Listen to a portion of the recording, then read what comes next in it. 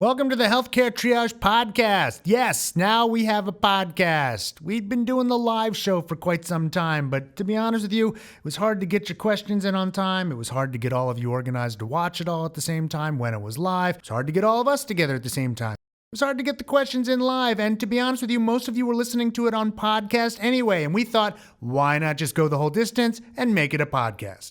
This is how it's going to work. We're going to have interviews. Yes, interviews, which we don't normally do on Healthcare Triage, but you're going to like them here on the podcast. We're going to answer questions, and I need those from you. You should go to healthcaretriage.info right now. Again, healthcaretriage.info and submit your questions. I will answer them here on the podcast in the future. And if there's something newsy going on, I might talk about that too. This first episode's going to be a little different. I clearly don't have any questions from you yet. And we need those questions. Again, it's healthcaretriage.info. Go there right now. Our first guest you're going to hear from right now is Dr. Lindsey Doe. She's a clinical sexologist and sex educator and also the host of the very popular show Sexplanations. I just said sex many times, and that's Lindsey's expertise. I'm here with Dr. Lindsey Doe. Hi. Here in Missoula. We're actually taking a jaunt out to Montana to do some filming, and I'm so excited to be here with you. Thank you for joining us.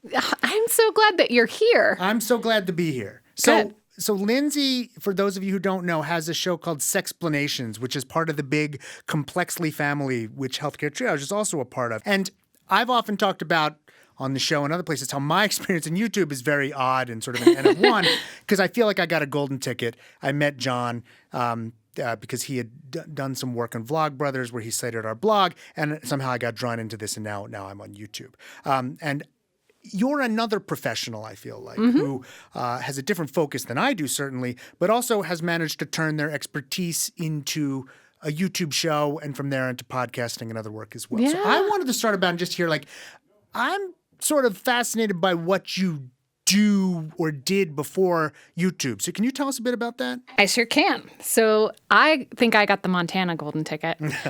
Shared it with Emily Grassley, who does the Brain Scoop. What happened was I was teaching human sexuality at the University of Montana. I had invited Hank to come and be on a panel in my class. I think he was either talking about being a cisgendered man or being somewhere on the Kinsey scale toward heterosexuality. And I thought, oh, yeah, this is my chance. He's going to come in. He's going to teach my students, but I'm going to teach my students first so he can see me. I did some sort of spiel on androgyny or undifferentiation. And afterward, when the class was all over, the rest of the panelists were saying thank you and giving hugs. And Hank came and followed suit. And he said, you'd make really great talent. And I had no idea what that meant. So I asked, and he said, the personality behind the camera, or the personality in front of the camera who really leads the show. Mm-hmm. And I said, yeah, that would be great. And then a few years later, I was getting ready to adopt my teen daughter and wanted someone else to pay me rather than me working. I was working at the university, but I was also in private practice as a clinical sexologist. And so, needing to maintain clients, and sure. I wanted someone else to give me that. What does a clinical sexologist do? Okay, so if you're not familiar with the PLISSIT model, it's an acronym that stands for Permission, Limited Information, Specific Suggestions, and Intensive Therapy. And I do the first 3 tiers of that. So if someone comes in and they say, I have never had an orgasm, then I would give them permission to learn how to masturbate or to masturbate. Mm-hmm. I would give them limited information, maybe some statistics, books to read, specific suggestions, exactly how to touch themselves. And if the issue or sexual health goal was beyond my scope, then I would refer out for intensive therapy. Mm-hmm. So how much of that do you do? Do you still do that still, or have you sort of moved now into YouTube full-time? I have moved into YouTube full-time, and I will see clients when they find me, because I do think that the resources for clinical sexologists are so limited, and especially in this area, if you need that help, then I will serve. So I've also been fascinated by your show because when we first started Healthcare Triage, I remember that Stan and Mark had me make up a list of potential scripts that we could do. And I came up with maybe 15 or 20. And I remember having a panic attack of when I get done with this 15 or 20, I'm toast. What will we do next? And we've done, oh my God, yes. But we've been going now 4 years for almost twice a week. And I still we're budgeted out forever. I'm not budgeted. I have scripts up the wazoo. So it's there's clearly always stuff to do. But how do you come up with what you're going to discuss on your show? How do you come up with the topics? I always tell people that I do have this amassed list. Some of it is written down, some of it is in my head, but it's really whatever moves from my head to my heart in that particular week. What am I so passionate to write about, or what is the real life application of this that just happened in my personal experience or in someone near me?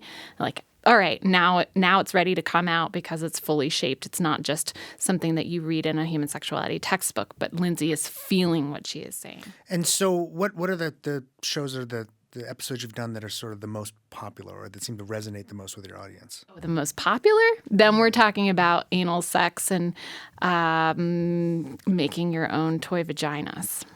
Wow. How do you make your own toy vagina? In so many clever ways that you can watch on youtube.com/sexplanations. Okay. That episode, I think, has more than 4 million, almost 5 million views. Yeah. For us, it's like pot. I swear to God, anytime we make an episode on pot, it seems to be like catnip for YouTube viewers. I don't know why. Because it's certainly not the most medical thing that we do, but and when we do pot, it was one about medical marijuana and one about let's talk about the latest big systematic review that talked about the benefits and the harms of pot. But that's where we get tons and tons of views, so there's sometimes a disconnect between what I think is the most important stuff and what I think the viewers truly get. Do you find that to be the case, or I mean, yes and no. When I think about the popularity of pot on your channel, it makes perfect sense to me because you're the crossover and the Venn diagram of medicine and YouTube. Not medicine and the internet, but medicine and YouTube. And so when I think of YouTube, a lot of those people they're younger, they're gamers, they're at home alone, maybe they're into that community. And so it makes sense to me that would be your crossover.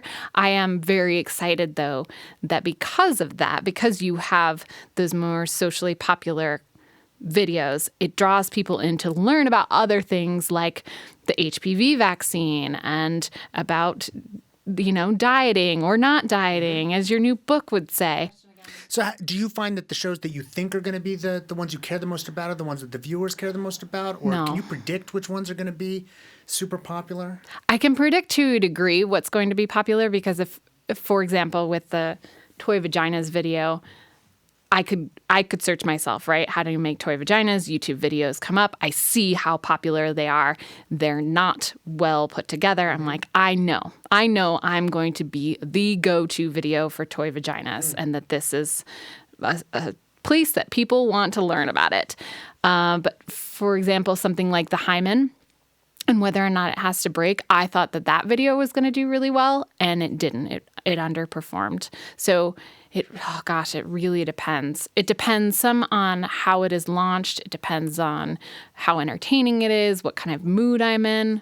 And because people, I think, can really read that. Is Lindsey super enthusiastic about it? Okay, I'll buy in. That's really interesting because I don't feel like in Healthcare Triage we have that kind of rate. Now, of course, I could be wrong about that, but I feel like it's sort of, is Aaron super sarcastic or is Aaron a little bit sarcastic? It isn't how excited he is about the topic. But again, of course, I think sometimes we're talking about policy, sometimes we're talking about health, and I try very, very hard to bring things like data and evidence focus so often that, if anything, I feel that my passion runs in one way. It's I can't believe people don't get this. And I try to rein that in because I don't want to come off too much as that guy.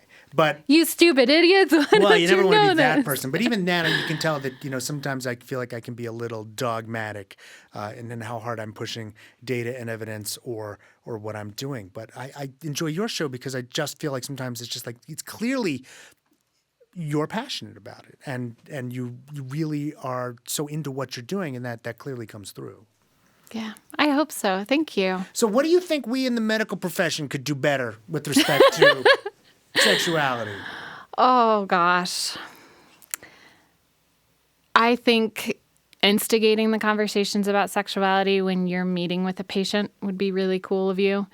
So often I think that the patients are the ones having to bring up the sexual side effects of their SSRIs, or they're the ones having to bring up wanting a change in their contraception or their risk behaviors if they're having same-sex relationships, etc. And polyamory. Polyamory is something that's kind of just left off of the radar when it comes to a medical office. And I think having those conversations and normalizing the different types of relationships and attractions that people experience would be very cool. So when you're talking about this, like, it's funny because as a pediatrician, I'm picturing adolescence. And as I'm talking, I'm realizing you're probably not. Like, so when you're thinking of your audience, who are you envisioning? Are they young adults? Are they adults? Are they adolescents? Are they all of the above? My audience ranges from about age 9 to the 80-year-olds who will send me messages. But, that whole range, I get messages from them. Kids who watch with their parents, adults who watch so that they can teach their parents. But I would say that the bulk of my audience is early 20s, all genders. Interesting. And has that always been the case, or has you found that that's changed over time? The only big change is that the data is now skewed toward men, and that is because of that damn toy vaginas video. Because if you have 4 million views on one totally video, get it, because that's our pot numbers skew everything else. Yeah. In fact, I think we were talking with YouTube once, and they were saying, well, how do you get more? How would you grow your viewer audience? And they were like, well, maybe you should do more pot videos, but that's not necessarily what we're going to do. So. Clearly, you do this more professionally now. How has that transition been? Oh gosh, I love it. I think you probably experienced this as a professional who is also a face on YouTube, that I'm expected to be some version of this all the time, and I wish that I could be seen for all sides, Like, oh, yeah, Lindsey struggles with her romantic relationships, and Lindsey doesn't always have great sex. In fact, Lindsey can have really crappy, just like get it done for the sake of having sex. That's really interesting. I think with respect to healthcare triage, that doesn't come into play as much. I'm often struck by how people, when they meet me, are like, oh my God, you're exactly like you are on healthcare triage, because there's no artifice at all. Like, I only have one channel like that. I mean, I don't even like channel YouTube. This is just me. And I think if you meet me, it's like, this is just how I and I don't think that's good or bad. But that's partially, I mean, the things I'm talking about are disconnected from me. So I'm never really talking about personal things. They're often health policy or research or things. We once in a while will do an episode that is something that's more personal to me. I think I've talked about my ulcerative colitis or depression or things like that. But most of the times I'm talking about that, and so people have no other expectations. I don't know when they meet me, but your stuff is clearly so much more personal. So I think see that. The topic of sexuality is intimate, and so it requires a certain level of bonding with the audience before they will trust to listen to me. But I do think that at least in my field, people project onto me that, oh, she must be amazing in bed. Her partner must be some god, and she must, know how to communicate in every circumstance, what she wants and how to get it. And that's not the case at all. I think that I am a teacher and I love helping people do those things, but that doesn't mean that I am any more or less human. Have you done an episode on that? I have. Okay. I did an episode about my sex life where I do talk about those things, but it was hard to be transparent and to say those things, knowing that breaks some of the glow of being a celebrity. People like that idea, right? They want to imagine me as being a hero without flaws. That's really interesting, because I mean, maybe it's just because granted, I'm sort of behind the curtain. That never would occur to me. I think I just know enough people on YouTube at this point that clearly they're all just flawed human beings. There is no one who is perfect, including me, and I assume you would feel the same way. So that's just really interesting. So what's the best part of what you do on YouTube? Like, what do you enjoy the most about it? The editing. Really? Yeah, because I'm not an eloquent person. I'm not super succinct. I like there's energy and pauses and glips, and I love that somebody can cut all of that out and tighten it up to make it this chewable, super fun and silly version of education so that more people are likely to imbibe. And do you have help with that? Yes, I do. Right now, working with me, I have Matthew Gatos. So he does all the videography, the editing, and the direction. Yeah, I'm always amazed at how people don't understand that how much work goes into episodes like this. That I just ran into somebody last week who thought I did healthcare triage like in my house by myself, and I just laughed. No. I was like, "Oh my God, you're out of your mind!" Like, just if the lighting alone would be out of my range. Like, I just, the amount of actual talent and how much work it goes to turn just me talking, or I would say maybe perhaps you talk, into like what you see on YouTube. It's massive. So. Yeah, it's harder than it looks sometimes, and the barriers and the entry to sort of getting in and getting good can sometimes be high. So we have some questions from our audience that we were hoping you would help us out with, if that's okay. Of course, I would love to. So the first one is, how common is it for someone in their 20s or 30s to go years without having sexual contact with another person?